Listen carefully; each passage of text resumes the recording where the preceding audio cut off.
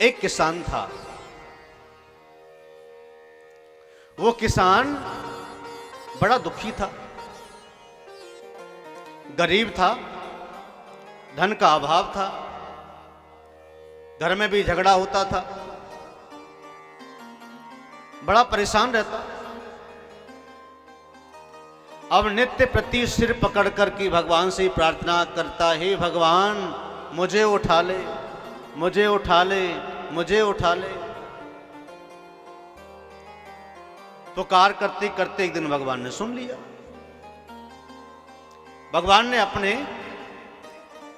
दूतों से कहा कि जाओ, मेरा भक्त किसान बहुत दुखी है, बहुत परेशान है, उसे उठा के ले आओ। जीने से दुखी हो गया। भगवान के दूत आए।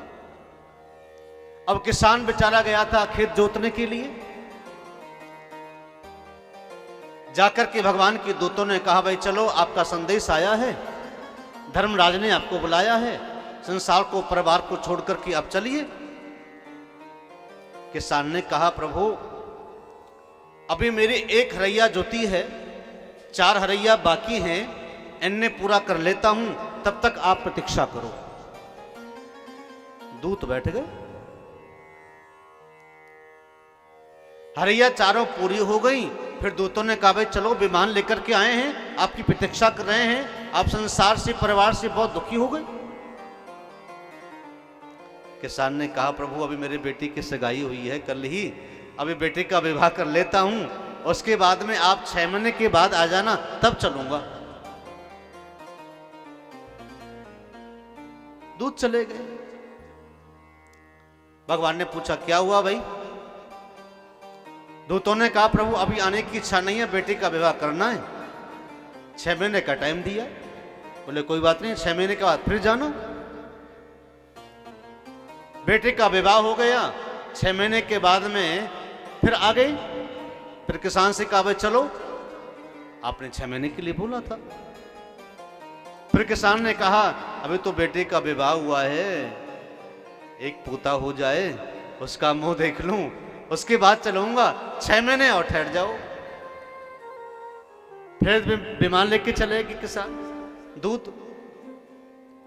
फिर जवाब दिया कि प्रभु 6 महीने का टाइम और मांगा। 6 महीने का बाद फिर आए। फिर बोले कि चलो। किसान ने कहा, आप मेरे पीछे ही पड़ गए, अभी तो मैं अपने पोते का मुंह देख रहा हूं, गोदी में खिला रहा हूं, फिर पोते का विवाह करूंगा, बारात में जाऊंगा, तब उसके बाद आना, अभी जाओ।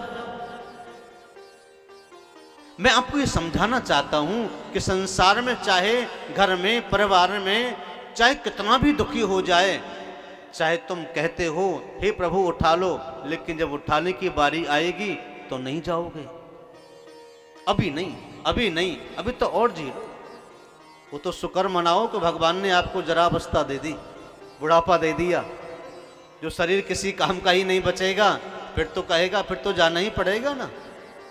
बहू बेटे सेवा नहीं करेंगे, घर से बाहर फेंक देंगे, और शरीर किसी काम का नहीं रहेगा, बस स्मेल आती रहेगी, दुर्गंध आती रहेगी, फिर तो सच में जाना ही पड़ेगा। अगर बुढ़ापा नहीं आता तो कोई जान जाता क्या? बुढ़ापा तो इस शरीर का आता है, मन का फिर भी नहीं आता। चाहे सारे दांत गिर जाएं, लेकिन फिर भी चने खाने का मन करता है। चने तो खा लें, करारी रोटी तो खा लें, जलेबी तो खा लें। यह मन कभी बुढ़ा नहीं होता। अगर बुढ़ापा आता है, जरावस्था आती है, तो इस शरीर की आती है। मरता तो शरीर है, मन थोड़ी मरता है।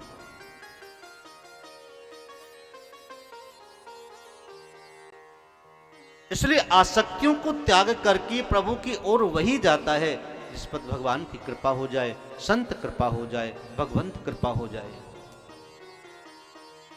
इस संसार से जाने के लिए कोई भी राजी से तैयार नहीं होता।